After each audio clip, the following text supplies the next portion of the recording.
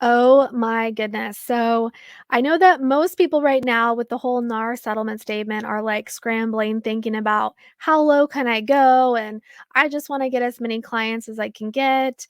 And maybe that's not your mindset right now, but we know we've all been there. We've had these horrible clients that just drain the energy from us. And we're here to tell you, you don't have to put up with that. You don't have to work with the people that you don't enjoy working with. Yes, sometimes you're going to have maybe more difficult clients than others, but maybe that's the first question we ask Stephanie is like, when's enough enough? How do you know when you should let them go? Wow, that's a really good question. I think that you mentioned at the beginning, it's like we're going to take out, what is it? Take out some of our like anger, Aggression. aggression. Ah! I think we've all been there. Unless you just started. I remember my very first kind of fire, and I was rocking and rolling, had been in the industry for probably just over a year. And at the beginning, you do really need to think about taking quite a bit. I mean, like, you really want to take all the clients that you possibly could get. But it was my first like big break, and it was a higher end client, and she called me up and she's just like, hey, this is my address and it's going to be a really big sale for you, Stefanie. And right away I'm like, oh yeah, I know it is. I mean, yeah, I'm excited, I'm ready to go. And I went to her house, she walked me around, and I could tell she was really full of herself. And I'm like, hey, I'm really proud of you, I can definitely feed you your importance. I mean, I'm going to tell you what you need to hear. This is a beautiful home, it absolutely is. But I could tell at the end of the conversation, she was going to treat me not very nice and kind of like a puppy or an animal, and not even a very nice way to treat an animal.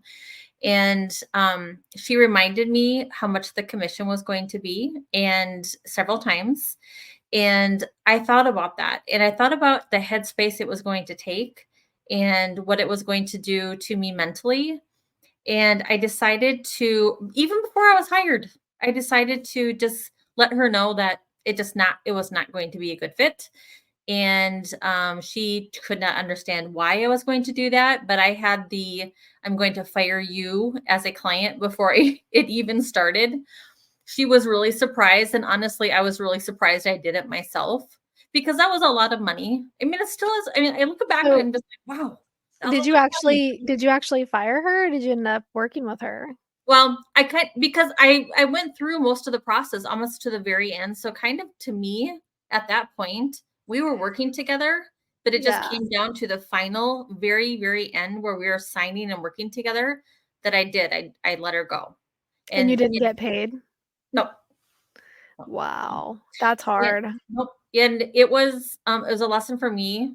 It really was a lesson for me, but I was really proud of myself that I let that happen. And there's Yeah. been a lot of stories since then, but most of them had to do with people treating me really badly.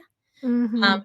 And typically I had been the kind of personality that would take it for quite a while. And then I'm just like, you know what? This is not working.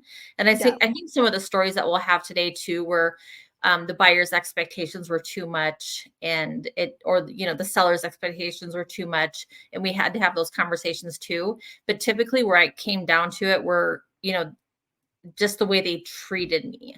Yeah. And then it got to the point where it's just like, you know what? This is not going to work. I think we need to maybe retitle this podcast as Red Flags.